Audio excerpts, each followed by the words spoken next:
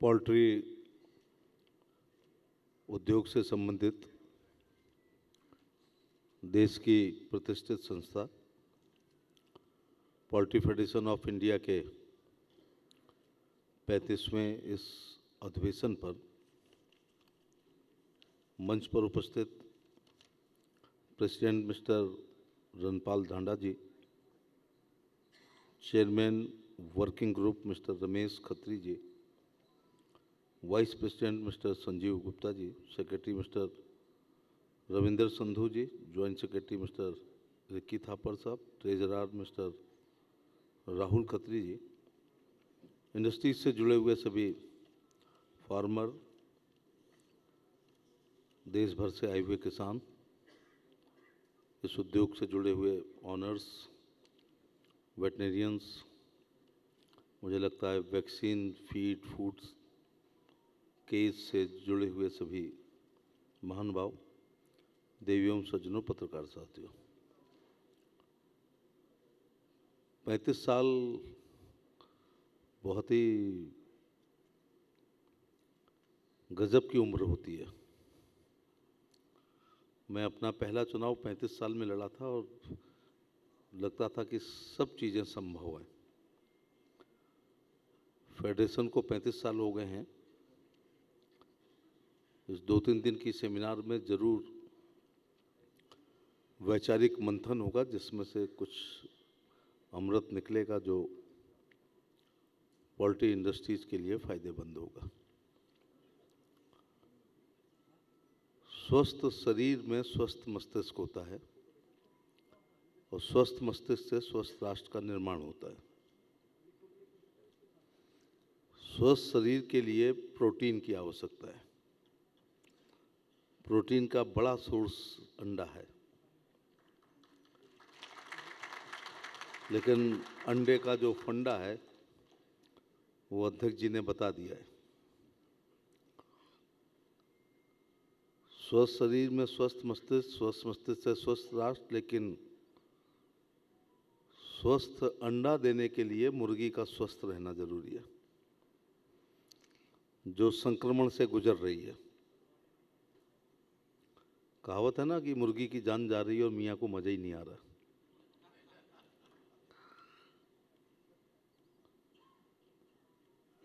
अक्सर कहा जाता है पढ़ाई उसके लिए कि भूखे भजन ना होए गोपाला, ये लो अपनी कंठी माला। बेचारी हड़ताल पे बैठ नहीं सकती, नहीं तो जरूर मक्का के सो पे जिंदाबाद मुर्दाबाद करती। धरने पे बैठती, मुझे बचाओ के बैनर्स लगे होते। जो अध्यक्ष जी ने कहा है वो सैद्धांतिक रूप से सब बातें सही हैं। किसी एक इंडस्ट्रीज को बहबूदी के लिए दूसरे को बर्बाद नहीं होना चाहिए।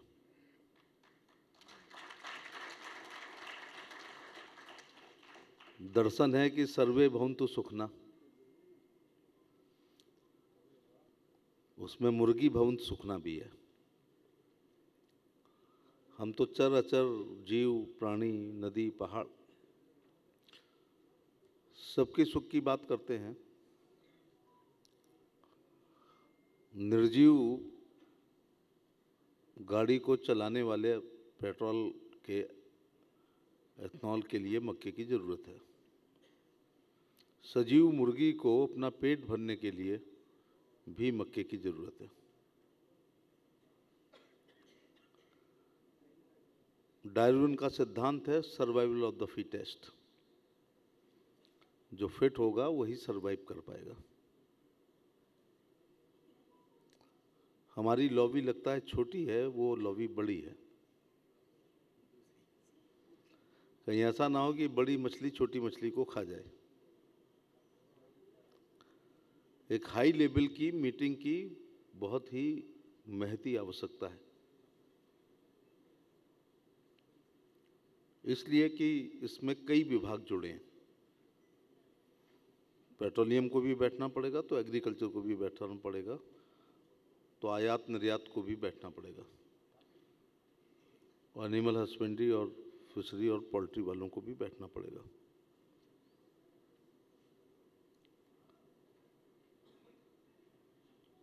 मुर्गी के फीड के कोई ज़्यादा विकल्प अभी नहीं है। जैसा बताया कि टोटल उत्पादन का 62% पोल्ट्री में उपयोग होती थी।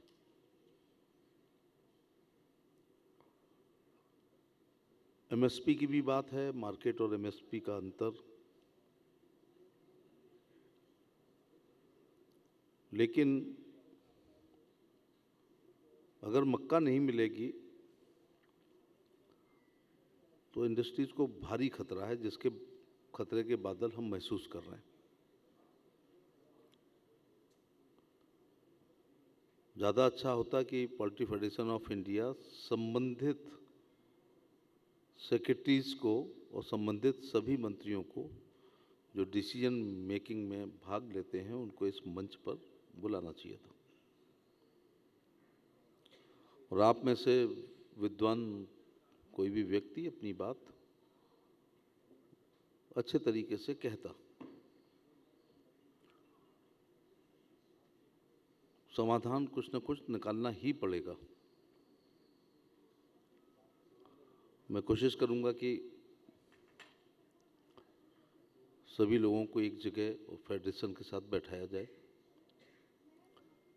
कई बार तो लगता है कि माननीय प्रधानमंत्री जी को हस्तक्षेप करना पड़ेगा, क्योंकि बहुत बड़ा सेक्टर है। 14 से 24 में हर चीज बढ़ी है। ये समस्या का समाधान नहीं होगा तो यही अकेला ऐसा सेक्टर होगा जिसका ग्राफ नीचे जाएगा। हम अपने प्रधानमंत्री जी के दिल के बहुत करीब है कि किसानों की आय को दुगना किया जाए। दुगना करने का एक बड़ा सामान्य एक तरीका है, लेकिन वो इस्तेमाल हो नहीं पाएगा। उत्पादन दुगना हो जाए अथवा रेट दुगना हो जाए, दोनों चीज़ें नहीं हो सकती। मैं आलू के इलाके से आता हूँ, जान निकाल ली हमने खेत की, उससे ज़्यादा प्रोडक्टिविटी हो ही नहीं पाएगी। बागपत का मैं प्रभारी मंत्री था यूपी में, तो गन्ना हाइट है बहुत, जितना पैदा कर पा रहे हैं वो लास्ट हो गया। तो उत्पादन दुगना नहीं होगा और एमएसपी भी दुगनी नहीं हो पाएगी। फिर कैसे इनकम दुगनी की जाए? और अगर खेती लाभकारी होती तो ये खरबपतियों का देश होता, क्योंकि वर्षों वर्षों वर्षों से हम खेती ही कर रहे हैं। कर क्यों रहे हैं? विकल्प नहीं है। खेती तब हमारी फसल है जब ज्यादा वर्षा से बच जाए, और ये बेमौसम की वर्षा से बच जाए, कम वर्षा से बचे, आंधी से बचे, तूफान से बचे, ओले से बचे, पाले से बचे, कोहरे से बचे, अनावृष्टि से, अतिवृष्टि से। आजकल तो एक नई बात और है, निराश्रित गौवंश से बचे, नील गायों से बचे, तब जाकर के हमारी है। एक फसल होती है, कहीं कहीं दो होती है, बहुत छोटा भूभाग है जहां 3 होती हैं। कोई भी एक प्राकृतिक आपदा आ जाए तो गया, पूरा साल नहीं जाता है, 2-3 साल के लिए आर्थिक स्थिति पटरी से नीचे उतर जाती है। अब इनकम दुगनी नहीं ज़्यादा हो सकती है उन्नत किस्म के पशुपालन से, मछली पालन से, मुर्गी पालन से, सुअर पालन से, बकरी पालन से, फूलों की खेती से, फलों की खेती से, प्राकृतिक खेती से, ऑर्गेनिक खेती से, ड्रिप स्प्रिंकलर का इस्तेमाल करके पानी की बचा के यील्ड बढ़ाई जाए, स्प्रिंकलर इरिगेशन से, औषधि खेती से हम अपनी इनकम को दुगनी तिगनी कर सकते हैं। जिसमें मेरे पास जो विभाग है, पशुपालन, मछली पालन, मुर्गी पालन उसी में आ जाती है, इसकी सबसे बड़ी भूमिका हो सकती है। तो हम अगर आय को दुगनी करना चाहेंगे तो कुछ नीतियां भी बदलनी पड़ेंगी। जब दुगनी आय करना चाह रहे हैं तो फिर मुर्गी के लिए मक्का बचानी पड़ेगी, क्योंकि अभी उसने अपना टेस्ट चेंज नहीं किया है। हम pizza, burger, chowmein, pasta, momos पे आ गए हैं, मुर्गी अभी मक्के पे ही है। इसलिए जब उसके रॉ मटेरियल का 90% मक्का ही है तो इतने बड़े सेक्टर को बचाना ही पड़ेगा। उसके लिए एक हाई लेवल मीटिंग हमें करनी पड़ेगी।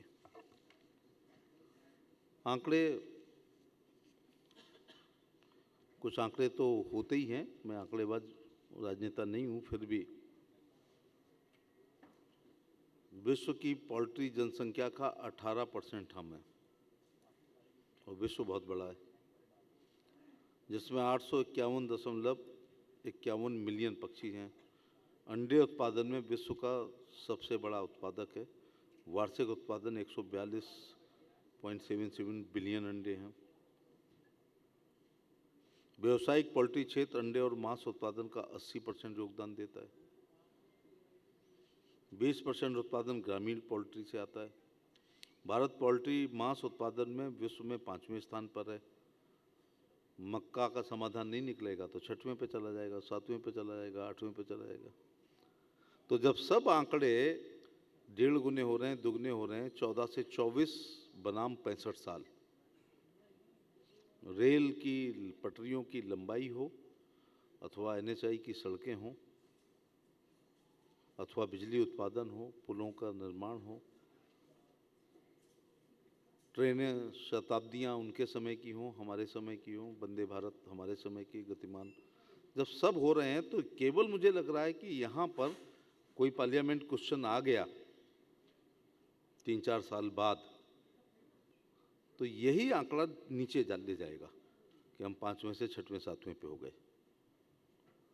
प्रति व्यक्ति अंडे की उपलब्धता 2023-24 में 103 अंडे प्रतिवर्ष है, 15 में 62 था। तो 14 में ही तो प्रधानमंत्री बने हैं मोदी जी, अब 103 हो गया, दुगना हो गया है। जब हुआ है तब ये एथनॉल वाला रिसर्च हुआ नहीं था, मक्के वाला। तो एक ग्राफ जाएगा नीचे। और आप भी कोई वैकल्पिक व्यवस्था उद्योग की सोच रहे होंगे आजकल कि पोल्ट्री के साथ साथ समय रहते हुए कुछ और काम शुरू किया जाए, ऐसा सोच रहे होंगे, ऐसे विचार आ रहा होगा। क्योंकि सिंपल सी बात है, बहुत ज़्यादा दिमाग नहीं दौड़ाना है कि मुर्गी का भोजन मक्का है और मक्का जा रही है उधर अब एथनॉल की तरफ, और उधर कुछ सुविधाएं भी मिल गई हैं। जोत तो बढ़ी है मक्के की, इसमें कोई दो राय नहीं। मैं देख रहा था कि मक्के के खेत विस्तार कर रहे हैं। ऐसा इसलिए अभी मैं पंजाब से आ रहा हूँ तो देखते हुए आता हूँ मैं। तो मक्का अगर यहाँ तक है तो अगले साल वहाँ तक आएगी,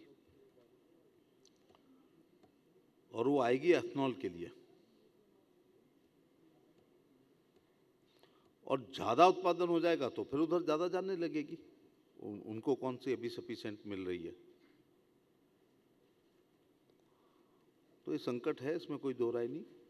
निर्णय अकेले लेने वाला व्यक्ति यहाँ भाषण नहीं कर रहा है, विभाग से मोहब्बत हो जाती है।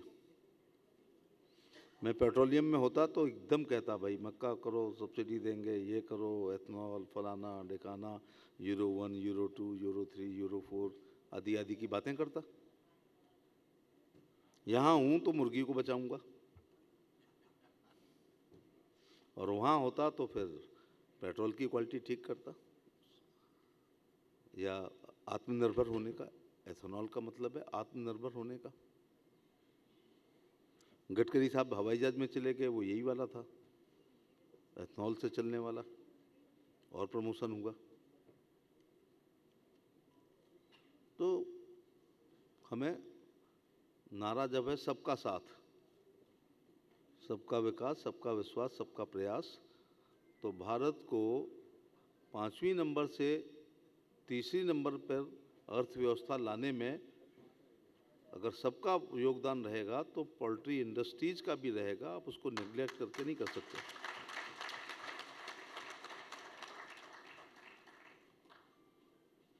दूसरा, एक और पहले आता था विज्ञापन, संडे हो या मंडे रोज खाओ अंडे। Egg is good for health, इसका तो अब प्रचार करने की जरूरत ही नहीं है।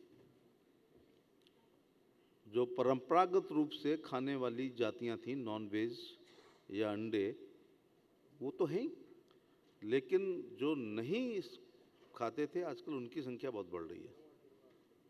मैं अपनी लोकसभा में पहचानता हूँ लोगों को, और 2 बजे रात वापसी होती है तो 9-10 बजे तो घुसते हुए देखता हूँ जो ट्रेडिशनल जातियां हैं खाने वाली, और 12 बजे उनको घुसते देखता हूँ कि जो नहीं खाते थे आजकल शुरू कर रहे हैं।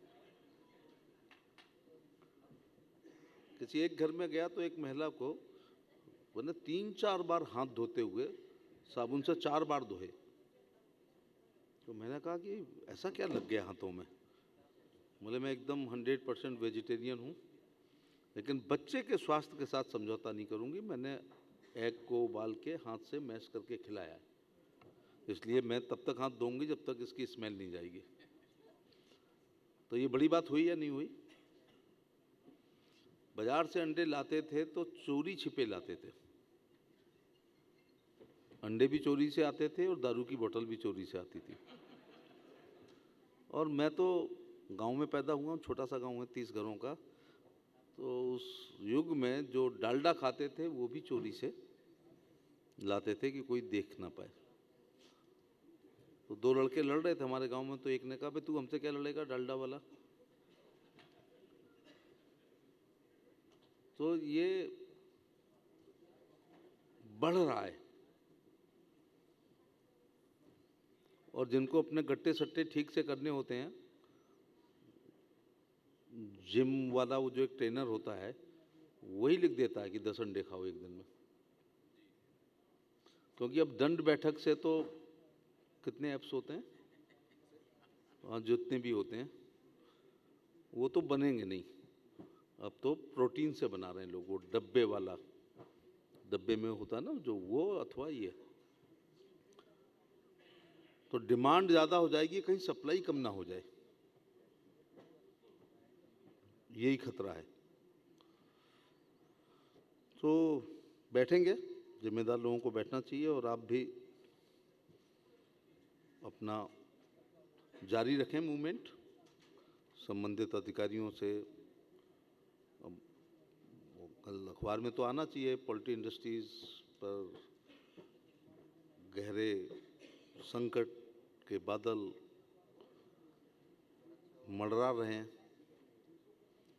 क्योंकि बेचारी मक्का इधर की जगह उधर जा रही है। और किसान का तो साफ बात है, उसको 4 पैसे भी जहाँ से ज़्यादा मिलेंगे वो वहाँ से लेगा, उसका तो सीधे से हिसाब किताब है। मुझे लग रहा है कि मैं इसके टेक्निकल सेशन में ना जाऊं। जिस विभाग को देखते हैं उससे मोहब्बत हो जाती है, और होनी भी चाहिए।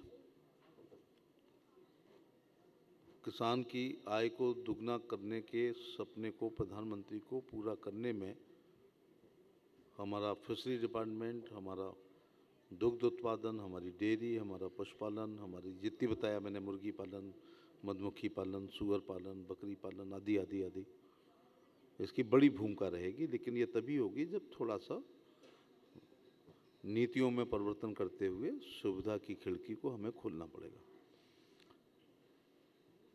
पोल्ट्री फेडरेशन ऑफ इंडिया ने मुझे याद किया, और सच में मेरी ट्रेन है निजामुद्दीन एक्सप्रेस से, वहाँ उतर के फिर रात 12-1 बजे तक शादी ब्याह, 13वीं भागवत कथा, कुछ रसिया दंगल, कव्वाली, कुआ पूजन, एकादशी का व्रत का उद्यापन, बर्थडे, मैरिज एनिवर्सरी जरा अटेंड करनी है। मैं अपनी बात समाप्त करता हूँ, लेकिन यहाँ से आने से पहले और भी गंभीर था इस विषय को लेकर, और हमारी भी एक जिम्मेदारी है जिसको हम इधर उधर बॉल को फेंक करके अपनी जिम्मेदारी से बच नहीं सकते हैं। इसलिए सेक्रेटरी लेवल पर एक बैठक जरूर कराएंगे, जिससे कोई ना कोई इंडस्ट्रीज बच सके। बचनी नहीं चाहिए और पनपनी चाहिए, बढ़ना चाहिए। मैंने बताया ना अभी कि रोड यूपीए में इतनी बनती थी, एनडीए में इतनी बनती है, यूपीए में इतने किलोमीटर ट्रेन, एनडीए में इतनी, जो सब चीज़ें ऊपर आ रही। जैसे 60,000 करोड़ का मछली का उत्पाद हो गया। यूपीए के समय 300-300 ग्राम हिस्से में आता था, 471 ग्राम दूध हिस्से में आ रहा है। तब पशुओं की संख्या ये थी, अब पशुओं की संख्या ये है। दूध की नदियाँ बहती थीं, विश्वास नहीं है बह सकती हैं अगर कृत्रिम गर्भाधान सेक्स सॉर्टेड सीमन से किया जाए। नंदी महाराज को पैदा होने से रोका जाए। भ्रूण हत्या नहीं होनी चाहिए, लेकिन पैदा ही मत करो। नरहट चल रही है, रहट तो एक दिन मेरे को बेटे को स्केच करके सिखानी पड़ी। ना बैलगाड़ी चल रही है, ना हल चल रहा है, ना कोल्हू चल रहा है, और ना दाएं हो रही है। दाएं तो हम जानते हैं, शायद कांग्रेस के बड़े नेता तो जानते भी नहीं होंगे कि दाएं किसे कहते हैं। बछड़ा पैदा होने पर सोहर के गीत गाए जाते थे। माँ कहती थी जा भाग के मिठाई लेके आ, बतासे लेके आ। इतनी गरीबी थी और बछड़ा हमेशा महंगा रहा है। एक बैल हमारा, एक बैल आपका, ऐसे खेती की है। एक बैल हमारा, सामने वाले पे बैल भी नहीं है तो एक भैंसा आपका। फिर और गरीब किसान का भैंसा, सामने वाले का भैंसा। मदर इंडिया अपने आप में सब कुछ बता रही है। साहित्य समाज का दर्पण है, दर्पण झूठ नहीं बोलता। अगर उस समय बैल बहुत सस्ता होता तो मदर इंडिया फेल हो जाती फिल्म। क्या दिखा रहे हो? बेचारी नरगिस अपने कंधे पर हल रख करके चला रही है। दूसरी पीढ़ी में ही हैं संजय दत्त, चाहें तो आगरा से 10,000 हम उनको बछड़े दे सकते हैं निःशुल्क। तो इस दौर से गुजरे हम लोग। ट्रैक्टर आ गया तो हल चला गया, मेटाडोर आ गई, ट्रैक्टर आया, बैलगाड़ी मर गई। पंपिंग सेट आया तो रहट मर गई। थ्रेसर आया तो दाएं चली गई, और क्रेशर आया तो कोल्हू चला गया। पोमेरियन कुत्ते की कीमत फिर भी 10-5 हज़ार है, लेकिन बछड़े की कीमत ही नहीं है। यूजलेस है, इसलिए वो प्राइसलेस है, इसलिए छोड़े जा रहे हैं। 15-20 गाय की गैंग लघु सीमांत किसान के खेत में अगर 15 मिनट के लिए घुस जाएगी तो सब साफ हो जाएगा। ठंड में किसान रात भर जाग करके अपनी फसल की रक्षा करेगा, और वो नंदियों का गैंग अपनी गैंग का पेट भरने के लिए उस तार को उखाड़ेगा। ये जद्दोजहद चल रही है गाय और आदमी के बीच में, इसलिए वो पैदा ही ना हो। वर्गीकृत वीर्य का इस्तेमाल यदि कृत्रिम गर्भाधान में होगा तो 90% बछिया ही पैदा होगी, और ऊपर से गारंटी है वो साहीवाल की होगी, या थार पारकर की होगी, या हरियाणवी की होगी, या गिर की होगी। बछिया होगी तो 8-10 साल रहेगी। नंदी महाराज पैदा हो गए तो 2-3 महीने बाद छोड़ दिए जाएंगे। मैं किसान के साथ हूँ, वो अपना अर्थशास्त्री होता है। मैं 362 दिन 2 बैल रखूं 2 बार हल जोतने के लिए, और 365 दिन उसको खिलाऊं। उसकी जगह घंटे या बीघा के हिसाब से ट्रैक्टर को मंगा लेंगे। तो किसान अपने आप में अपना अर्थशास्त्री होता है। तो वहाँ भी समाधान ढूंढना पड़ेगा। वहाँ भी सेक्स सॉर्टेड सीमन से एआई करके बचाना होगा, ब्रीड इम्प्रूव करनी होगी, और यहाँ भी मुर्गी का दाना उसके मुंह से छिन ना जाए, इसलिए उसके लिए एक समन्वित प्रयास जिम्मेदार लोगों को करना ही पड़ेगा। Thank you very much. मैं तो मुर्गी के प्रति और मुर्गी पालकों के प्रति ये एनिमल हस्बेंड्री के साथ साथ एनिमल वेलफेयर भी होना चाहिए।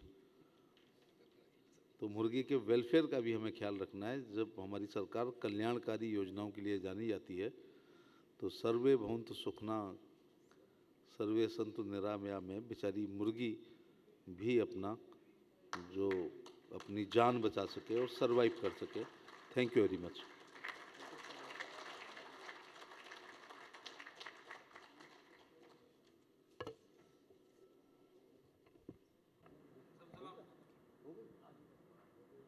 पॉइंट ये याद आ रहा है कि अभी 90% लोगों को लगता है कि जो हम अंडा खा रहे हैं तो हम एक चूजा खा रहे हैं। उस अंडे के अंदर एक एम्ब्रियो के रूप में चोंच भी होगी, पंख भी होगा, हार्ट भी होगा। तो ये गलतफहमी थोड़ी दूर की जाए कि इससे कभी बच्चा पैदा ही नहीं होता है इस अंडे से, तो कंज्यूमर की संख्या बढ़ जाएगी। हाँ, मतलब मैं विज्ञान का छात्र होकर नहीं समझ पाया था अभी कि बिना रिप्रोडक्शन के वो दे रही है, बिना मुर्गे की मदद के अंडे दे रही है।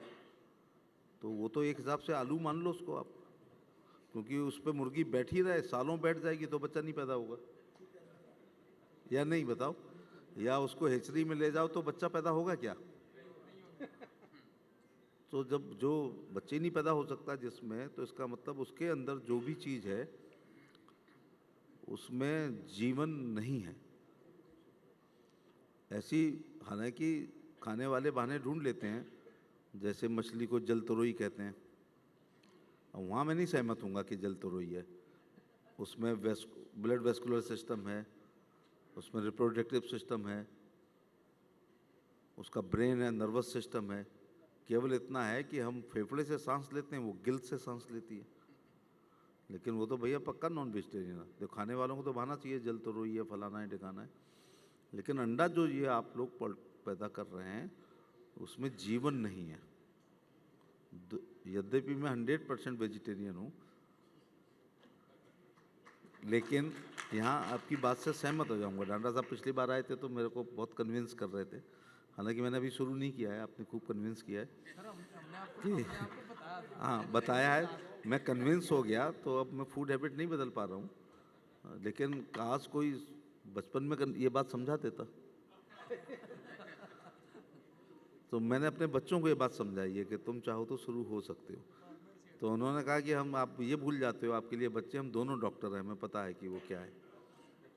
Thank you very much. तो इसका थोड़ा प्रचार मुझे लगता है कि आवश्यकता है या नहीं है, इस चीज़ की थोड़ी आवश्यकता मैं महसूस कर रहा हूँ कि ये जो अंडा है ये निर्जीव है।